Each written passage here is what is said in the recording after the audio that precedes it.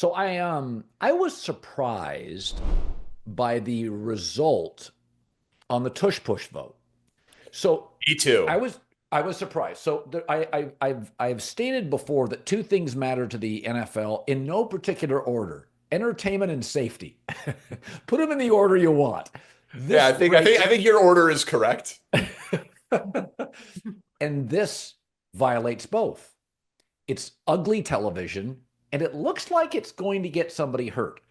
And Cam Chancellor used to jump over kicking teams to block kicks. There was no data that people were getting hurt. But the NFL's like, it looks kind of dangerous. We're going to ban it. Now, kickoffs, there's data, there's more concussions. They've changed it. The horse collar tackle, there's data, it's hurting players.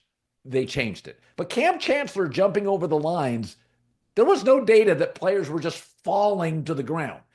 They just thought in this day and age, it looks like people can get hurt. So that's my thing with the Tush Push. It's bad TV, but it does look like it's not really healthy. I contend it passed for one reason. And it's the same reason sometimes you'll be flying through TikTok and somebody will catch your attention. Tony Robbins is the first in our lifetime that did it regularly. He could captivate you with a rant. I'm going to make you a better person. You're like, who's this guy on late night infomercials with Fran Tarkenton like 40 years ago? And he's made an industry of it. Now there's copycats everywhere. But there are these people that are highly performative. Gordon Ramsay, Tony Robbins. And they're in all walks of life. To some degree, you and I do that for a living. There are politicians that are very performative. And I think Jason Kelce is the reason it stayed. I think he's kind of a Midwest grinder, salt of the earth, huge brand, totally respected. Owners in this league have listened to players for a long time. They do. They listen to the players, and there are certain players they really like. They like the tough guys in the trenches. And I think he reportedly got in front of the owners and he sold them on it. And I think he flipped about 4 of them.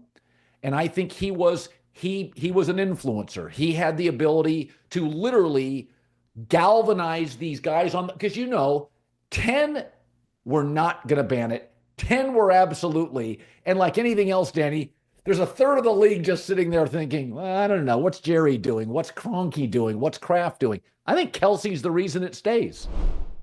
Sorry to interrupt this great video, but please remember to like and subscribe. Thank you. Now back to the video. I think that that's totally reasonable, and I'm sure there will be reporting from the meetings on the vote that might very well indicate that you're right. I would only quibble a little bit with your phrasing of like it passed. The vote was to ban it, and they needed 24 votes to ban it, and 22 voted to ban it. Right? Right. So like the narrowest. The majority of the league did. They just didn't get the super majority that they needed, right? Well over 50% wanted it gone. They just didn't get to the 75% threshold. I think that some of the discourse around this, because there isn't data yet on player safety. I agree with you. It looks like it, but there is not data on it. Jason Kelce actually, before he came into the lobby for it, had spoken to how much it did feel like it beat him up. So, I think he was doing the Eagles a solid there, frankly. To me, the only argument that should matter is that it's bad television. That's the only argument that should matter. They banned the shift in baseball. Not because it was bad strategy to deploy a shift, because they didn't want to see Kyle Schwarber come to the plate, rip a ball that would be a double, and instead it's an out. So they banned it. In the NBA, they were like, it's not great if you can just stand there in the lane for 10 seconds and clog up everything. 3-second violation. They banned it for the good of the game, for the good of the sport, for the good of the flow, for the good of offense, for the watchability of the product. Like we do this all the time in sports. And I know that Eagles fans took it personally because they were the best at it and they created it. But I thought what A.J. Brown said just yesterday was the right. He's like, I'm not concerned about it. It's a yard. Like, do we really think that the biggest offensive line in the NFL, with the strongest quarterback in the NFL, with the best running back in the NFL, is all of a sudden not going to win the Super Bowl because their gimmicky rugby play now has to just be an old school quarterback sneak that, oh yeah, by the way, Tom Brady was excellent at. Like if Tom Brady can sneak for a yard, not a great athlete compared to Jalen Hurts, I think Jalen Hurts would be just fine without the tush push. So I've thought that Philly fans should go the other way with this. Yeah, we created something, and now you said we're too good at it, and we won a Super Bowl, and you're going to ban it? That's on you. We'll win a Super Bowl without it. Like, and just like, and like take it as like a source of pride. Instead, they got very defensive and you're trying to take away Yeah. our play and you're making this just about you. I'm like, I swear to you, if it was the Bears who invented it, I'd be like, that's stupid. It's a dumb in the NFC Championship game, a referee had to get on a loudspeaker and be like, if you jump over the line of scrimmage one more time, I'm just going to award them a touchdown.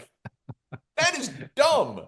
When the Bills did it in the AFC Championship game, the spot of the ball, we have 400 HD cameras, and everyone's like, "Where's the ball?" We couldn't tell because there's 20 people swarming to it. So I think it's just objectively uninteresting. And I don't like the whole point of sports is that it's unpredictable, that you don't know what's coming. If every time you get in that formation, and I know Philly fans are like, well, one time we faked out of it. Okay. If 99% of the time you get in that formation, the exact same thing happens, it's not good television. That should be enough reason for it to be banned, but whatever. Like, Okay, I was passionate about it because I thought it was, and you're a good arguer. You tell me what you think about this. What is to stop someone from doing it 1st and 10 from the 30? Just take the guy in the world who has the strongest legs, make him your backup quarterback, put him under center, 2nd and 7, 3rd and 4, 4th and 2, 1st and 10, 2nd and 8, 3rd and 5, 4th and 2, 1st and 10, and just rugby their way down the field.